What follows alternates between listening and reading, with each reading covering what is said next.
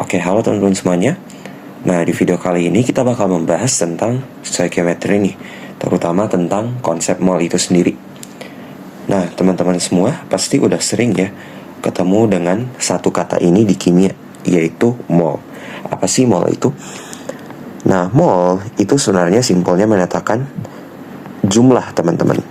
Ya, jadi mirip seperti mungkin lusin gitu ya.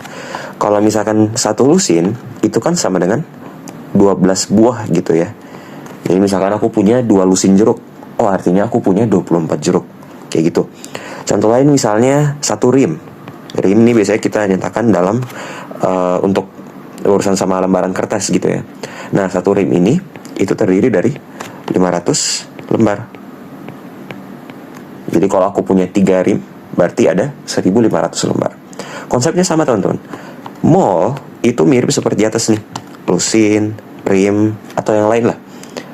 Nah, kalau satu mol itu dia menyatakan jumlah partikel, teman-teman.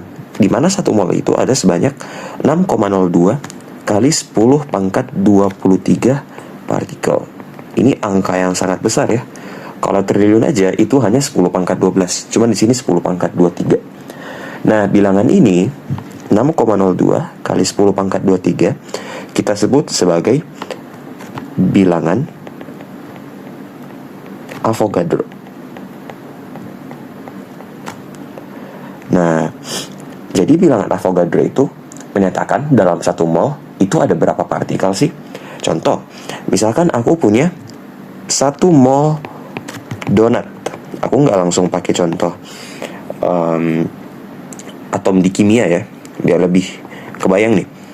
Jadi kalau misalnya saya punya 1 mol donat, itu berarti saya punya 6,02 kali 10 pangkat 23 donat.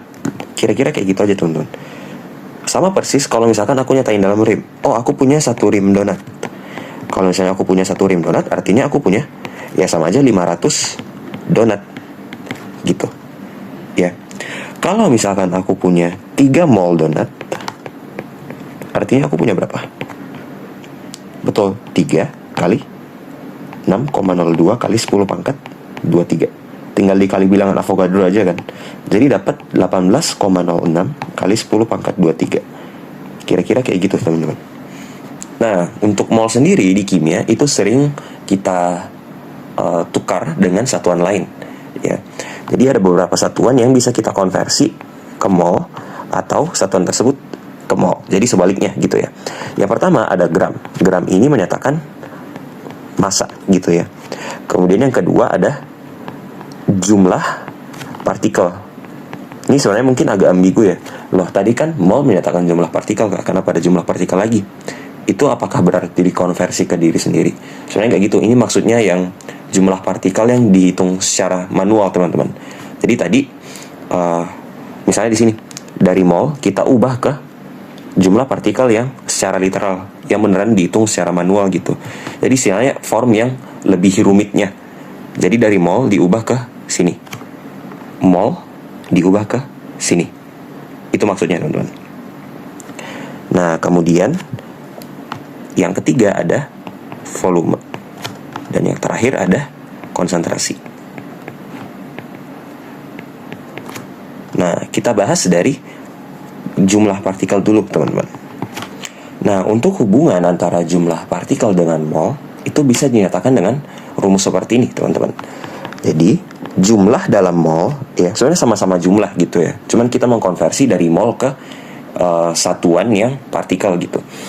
Nah, jadi mol sama dengan jumlah partikel tersebut dibagi dengan bilangan Avogadro. Nah, nanti sebaliknya ya. Kalau misalkan mau mencari jumlah partikel dari mol, nah bilangan Avogadro-nya tinggal pindah ruas ke sebelah kiri, gitu ya. Nah, misalkan kita punya soal seperti ini ya. Jadi, diketahui terdapat 3,01 kali 10 pangkat 23 partikel O2. Ya, jadi kalian bayangin si partikel O2-nya ada sebanyak 3,02 kali 10 pangkat 23. Jadi kalian bisa bayangin si O2-nya sebagai semacam bentuk bola gitu ya. Jadi si bolanya ini ada sebanyak 3,01 kali 10 pangkat 23. Nah, kita pengen ini ada berapa sih? Tapi dalam mol gitu. Ya udah, kita tinggal konversi aja dengan rumus di atas gitu ya. Nah, jadi jumlah molnya sama dengan jumlah partikelnya ada sebanyak 3,01 kali 10 pangkat 23 dibagi dengan bilangan Avogadro. Tadi bilangan Avogadro sebesar 6,02 kali 10 pangkat 23 gitu ya. Jangan lupa nih. Nah, ini kalau kita hitung, ini berarti bisa kita coret. Nah, yang tersisa adalah 3,01 dibagi 6,02, yaitu sama dengan 1/2 atau sama dengan setengah mol. Gitu, teman-teman. Nah, untuk mol sendiri, ini untuk mempermudah penulisannya nanti ya.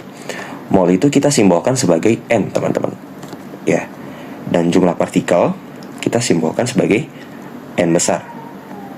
Nah, jadi mol sama dengan jumlah partikel dibagi bilangan Avogadro. Bilangan Avogadro bisa kita singkat sebagai BA atau bisa langsung ditulis angkanya aja, terserah. Ya. Oke, misalkan kita punya contoh soal lain ya. Jadi diketahui terdapat 2 mol partikel N2. Jadi kalian bayangin si N2-nya ini ya, sama kayak tadi ya.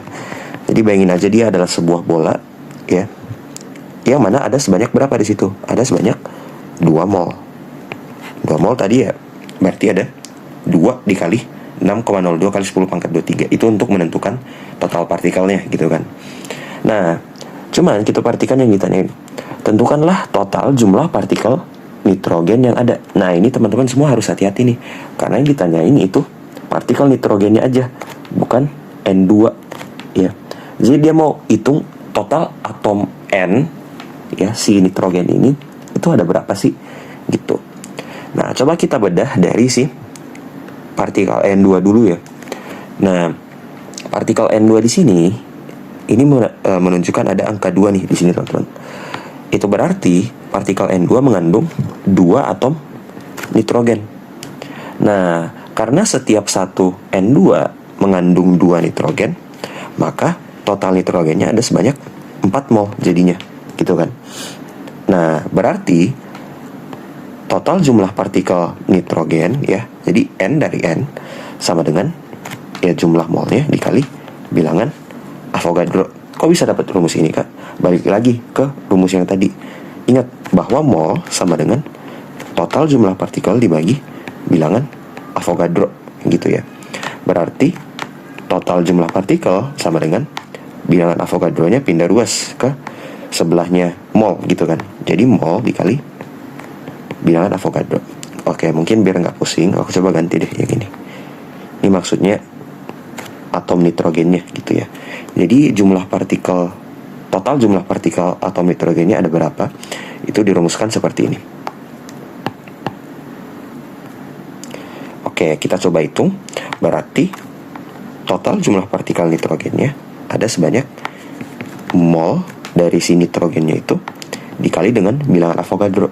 Bilangan Avogadro tadi adalah 6,02 kali 10 pangkat 23 gitu.